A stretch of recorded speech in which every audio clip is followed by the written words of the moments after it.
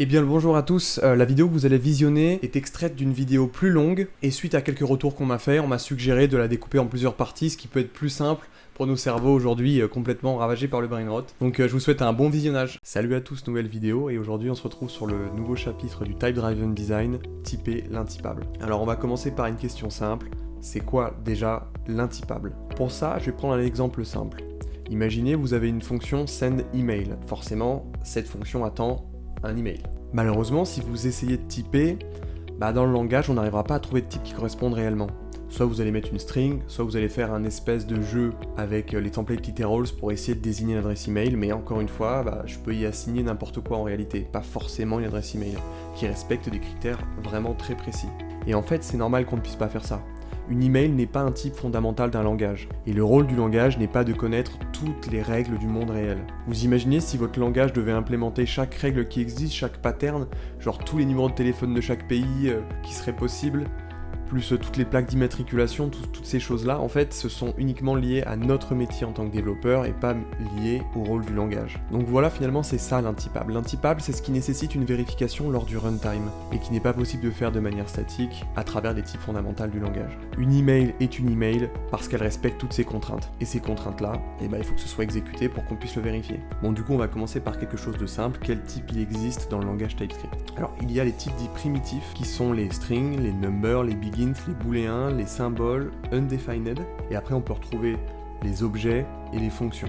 Objets et fonctions sont des types un peu particuliers parce que ce sont des types qui se composent. Alors petite mention, sur TypeScript il y a quelques petits types en plus, il y a le type any qu'il faut évidemment bannir, unknow qui peut nous aider dans certains cas, void qui désigne un retour vide de fonction, et le type never. Ensuite les arrays, ça c'est propre à JavaScript, mais ce sont des objets. TypeScript a intégré du sucre syntaxique permettant de les désigner. Donc là on commence à rentrer dans les types de composition, donc les objets, les arrays, les tuples qui sont en fait uniquement des arrays avec des emplacements prédéfinis. On a les fonctions, où on va pouvoir composer le retour et les arguments. On peut retrouver les types intersections qui permettent de combiner les types unions qui permettent de les combiner mais de dire c'est soit l'un soit l'autre. Et ensuite oui effectivement on peut terminer par les interfaces qui sont globalement des objets mais avec un typage légèrement différent. Terminer les enums, mais ça c'est du sucre syntaxique créé par TypeScript et personne ne les utilise parce qu'ils sont catastrophiquement implémentés. Alors ça peut donner l'impression qu'il y a beaucoup de types à connaître dans TypeScript, mais en fait en réalité c'est très peu. Il n'y a même pas de déclinaison pour les nombres, même pas de déclinaison pour les strings.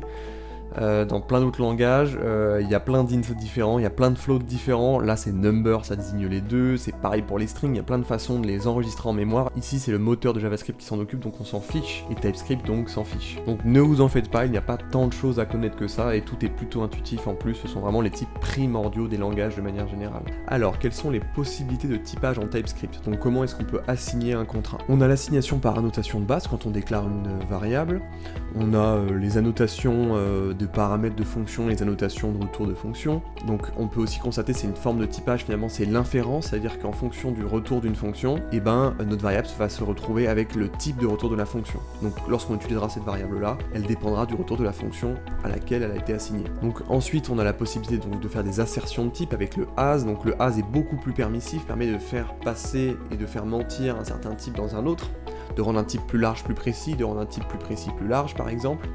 Ensuite on a l'opérateur très important satisfy, c'est une annotation secondaire. Son but est de typer un petit peu entre guillemets a posteriori. Il ne va pas forcer l'inférence du type, donc ça veut dire que à aucun moment le type ici de values sera remplacé par ce record, mais par contre il va nous indiquer si jamais le type justement de values ne correspond pas à ce record. Ensuite on a les classes avec les implémentations d'interface, les classes abstraites qui peuvent définir des méthodes abstraites. Du coup on extend, on obtient ces méthodes, et pour terminer on a les prédicats. Donc ça c'est une dernière façon un peu de typer, mais ça permet d'influencer le type dans l'exécution. Donc on va commencer un peu le code parce que je parle, mais ça serait quand même bien de pratiquer. Alors on va commencer par un exemple simple qui est la fonction de division. Bon, on est tous passés en primaire, donc on sait tous ce que c'est une division a priori. Donc on va créer notre fonction divisions, on va attendre un dividend et un divisor. Et donc, forcément, on a dividend divisé par divisor. Bon, là, c'est la chose la plus simple, la plus fondamentale en informatique, faire une opération mathématique. Mais on a déjà des premières choses à corriger. On peut observer un problème déjà. Quand j'appelle cette fonction division, effectivement, bon, je peux diviser test par une string par 12, tu vois. Bon, c'est problématique, ma fonction ici, elle attend n'importe quoi. Bon, je vous avoue que ça va être compliqué de faire des divisions avec des strings, on va pas se mentir. Donc déjà, la première étape, c'est de typer proprement notre fonction. Bon là, du coup, c'est fait, forcément, on attend des nombres, et quand on fait une division, du coup, avec test, ça ne fonctionne plus, on a une erreur. Donc là, je suis enfin calibré, je ne peux mettre que des nombres, donc là, je vais pouvoir diviser 15 par 3, par exemple, et tout sera correct. Sauf que, objection, n'oublions pas, il y a une règle mathématique très importante. Pour les divisions, il est interdit de diviser par 0. Sauf que dans notre cas, ici on a un beau 0, et notre fonction ne nous dit pas qu'il y a un problème en fait. Et ça, c'est un problème. Donc ça veut dire que potentiellement, quelqu'un va nous envoyer un nombre, et potentiellement, on va oublier de vérifier que ce nombre est correct, et dans notre base de données, ou quelque part, on va se retrouver avec une incohérence. Et le jour où on aura un calcul à faire dessus, ça va piquer. Bon, certains hurluberlus, disons-le, bon, certains développeurs, pour remédier à ça, alors, on va observer, const result, tac. Donc ici on peut observer qu'on a un retour de nombre, mais certains développeurs, pour remédier à ça, ils se disent bah, finalement, tout ce que j'ai à faire, en fait, moi je suis malin, divisor est égal 0, et ben moi je return nul parce que je suis trop fort. Mais du coup, en retour de notre fonction, on a number ou nul.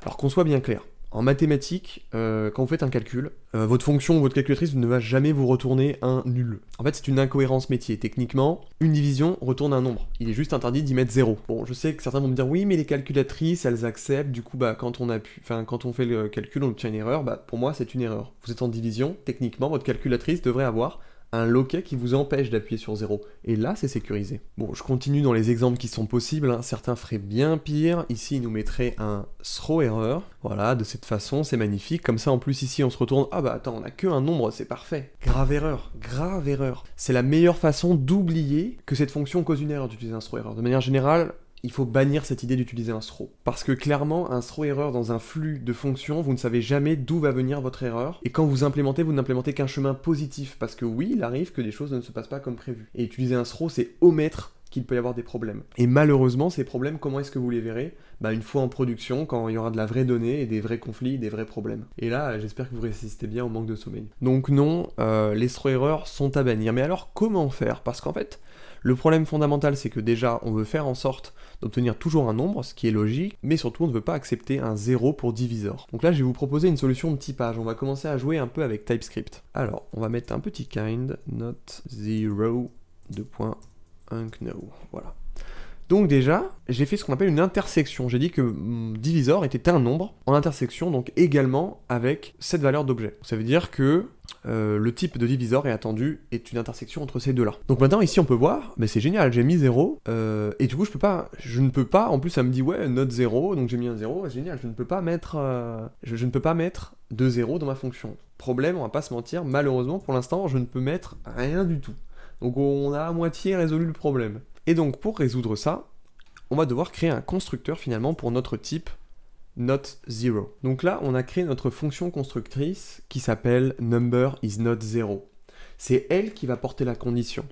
Elle va porter ici que si c'est égal à 0, on renvoie un nul. On va pas se mentir, c'est pas ouf comme résultat, mais pour l'instant, on va se contenter de ça. Et si jamais par contre, au contraire, la condition est respectée, eh bien alors, on va faire une assertion, c'est pas très propre, mais là c'est à titre d'exemple, évidemment, dans la suite du cours ça sera quand même un peu plus joli que ça. Donc on va retourner une assertion de notre type number et en intersection avec not 0, donc qui correspond à notre type divisor.